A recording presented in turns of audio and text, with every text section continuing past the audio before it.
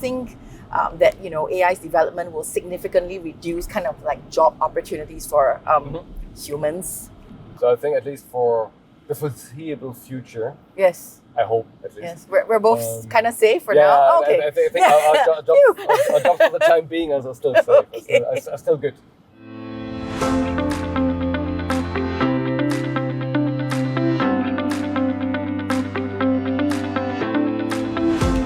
Hello, Jan. Hello, Yee. Hey. Welcome to Making the Cut. Thank you so much for joining me on a very hot day. Pleasure to be on the show, and thanks for giving me a ride. No Let's problem. see where we're going. Yes. Are you ready? I'm ready. All right, let's go. Let's go.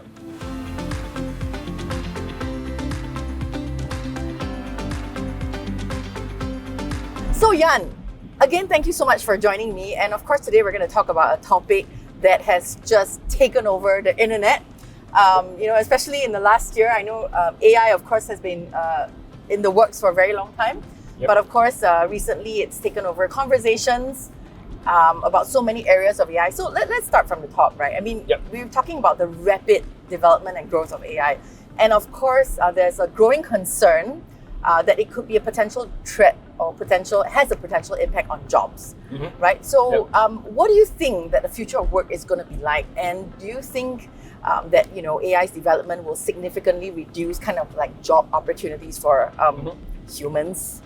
My take is actually very clear. I think it will be for some time more as the technology is more emerging. And yes, the cycle is getting faster, that's for sure. I mean, that's clearly what we especially saw over the last couple of months with generative AI. Yes. But in the end, it's for some time it will be more actually a blended and an augmented way of working, meaning AI and human intelligence, HI, will actually just work together. Right. Yes, will it shape different job roles, different job categories? For sure. Yeah. That will definitely happen. But look, 15 years ago, nobody had an idea that there will be something like Facebook. Yes. Because there was just a social media for one college, one university in the Correct. US. Now it's a global phenomenon with, 2 point something, maybe even 3 billion users on it. Yeah. And I think something similar will also happen with AI. So I mean, today you have got It like just become part of life. Exactly. It just becomes part of our life. Even the car that we're sitting in AI has already been used in its processes, right? So, Absolutely. And I think that is just what we saw already through the latest industrial revolution, what happened with the telephone, the radio, TV. Yes. And that is just now more on the soft side, so more on the software, which is clearly what is AI? AI is software. Yep. So it's actually just 0 and 1s. So it's actually, in the end, it's just mathematics, but that is actually what is now influencing or impacting our daily life.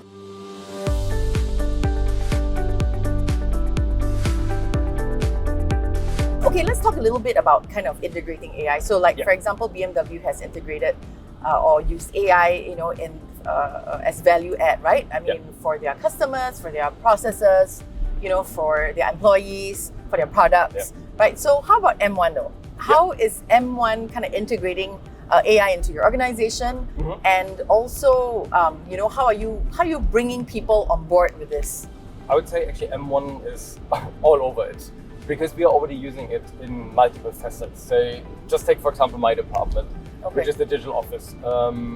Just a few years ago, we had just a team which was called like BI and reporting. Today, it's actually the data team. And they are actually having everything from terms of data governance down to data science, data engineering, data architecture. And they're also working, especially in the data science analytics field, a lot about AI. So they do different analysis, they work on products and so on.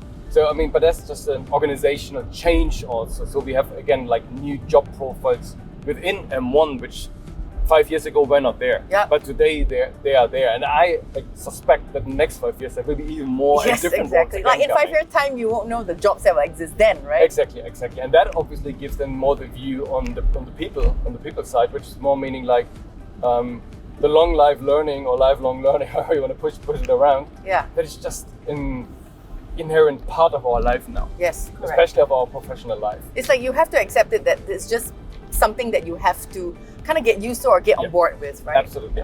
So meaning maybe something I'm doing today, a certain role, might be not there anymore in 5 years or in 10 years, but definitely it will be then a different role. Yes. And especially in such technology savvy industry like a telco, it's also a normal change that is happening. It's just the cycles are faster. They're much faster. They're much faster happening. So that's clearly what is happening. So you need to be ready for change. So we've talked quite extensively, right, on kind of the technological aspect of it, of how you're kind of getting that into an organization. Yep. Let's talk about the people aspect of it. So what do you see? I mean, how difficult is it to integrate AI into the organization from a people management perspective? Like, do people see it as a threat? Are people embracing it? Like, what is the general kind of feel that you're getting? I think general, and especially maybe that's maybe more, again, part within my department, my area, is obviously in the digital office / IT department. Obviously, people are more open and eager to understand and learn new technology because it's just coming with the job scope, it's just coming with the job profile, which you have been chosen already a couple of years or a couple of decades, maybe even ago. So I think there it's definitely a little bit easier because you're already being trained to embrace new technology, learn new, whatever, if you're in software engineer, learning new programming languages, etc., etc. My department, the people were really, really eager to embark this journey, to learn, to get upskilled, to get reskilled, etc. I think the only thing what I'm noticing now is, which is quite interesting actually, because some of them already did this journey, especially over the last 2-3 years. Right. And now I'm telling them, it's actually the next step is now coming because now you need to learn things about generative AI. Now you need to think about the next next wave of what is coming. And they're like, wow, I thought actually I can a little bit rest and just actually also do a little bit more training on the job from what I just have been learned, but it's just going in the next learning again. But it's going to get even faster, right? Exactly. So they'll learn and then in 2 months' time, there'll be something else again.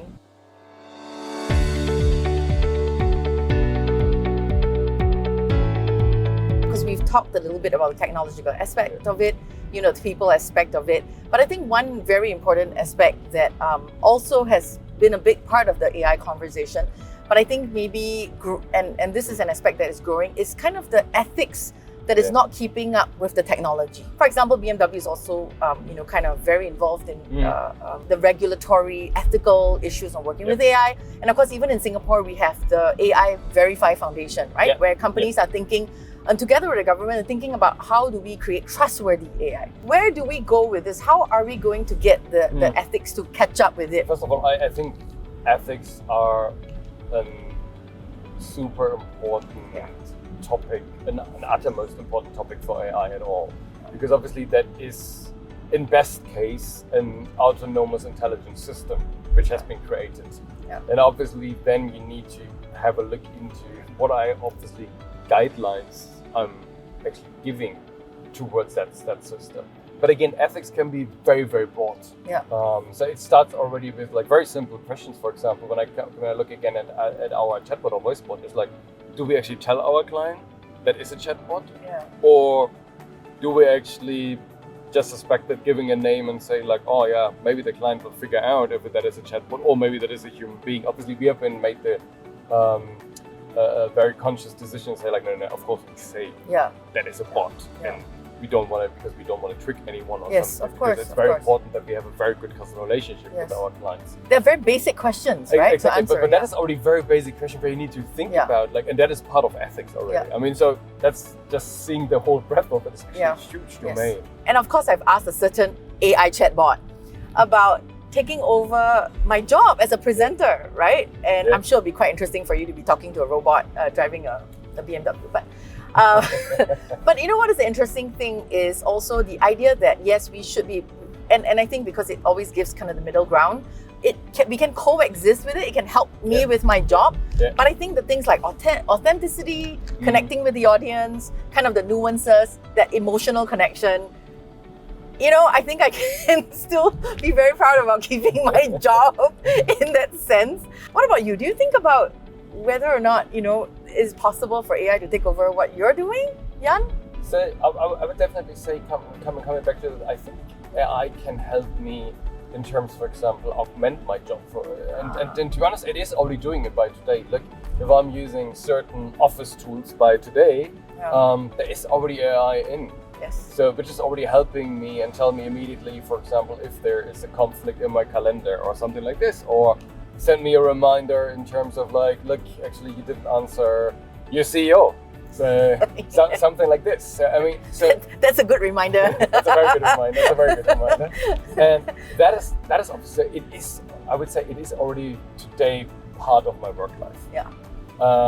And to be honest, I don't think anymore I can actually live without it in my professional life. Can it take over fully my job? I would say parts of it. Sure, I think it can. But other parts, coming again, I mean, especially in terms of people management. Yes, correct. In terms of also showing actually the human empathy, connection. Exactly. Yeah, empathy, exactly. I mean, that is something where AI is still far away from it. So I think that is still, I mean, maybe in 10 years, maybe it can do that. Maybe. I mean, we definitely see that there is... You're going to start making me sweat. I try. But I think that I actually need to go to all of those guys and girls which are actually working in the R&D of it and just improving it. Yeah.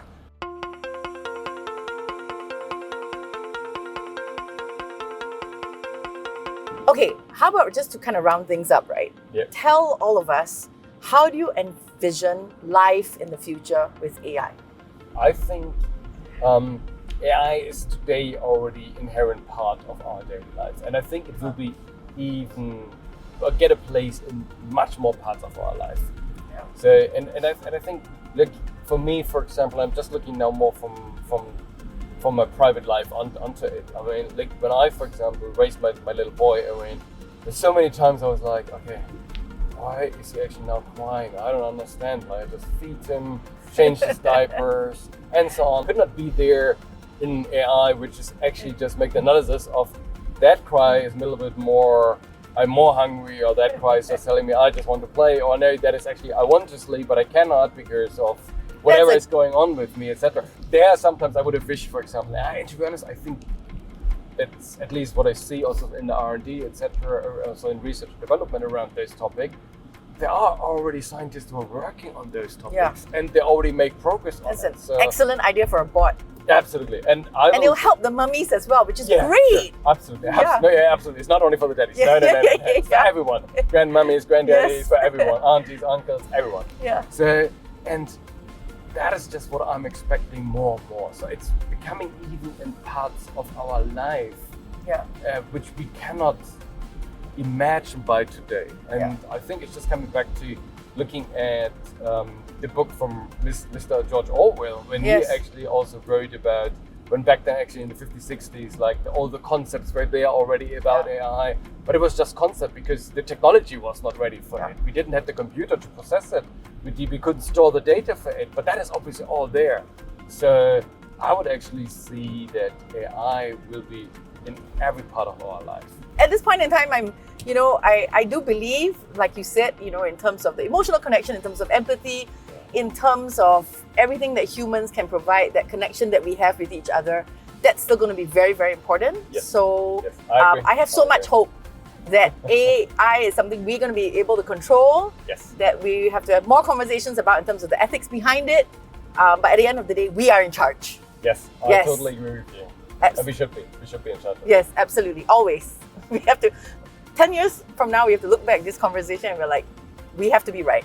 Yeah, we were right. So. If not, then unfortunately, I think some Terminators will just drive that car and whatever we will do. Maybe we just meet on a nice beach in Bali and just have a drink and just like, oh look, that guys are now working for us. Perfect. So generally, the scenario will be great, and we'll leave it at that. Yeah. Well, thank you so much, Jan. It was really nice chatting with you. Thanks, Denise. Thank you. Okay, let's go for another drive. Yes.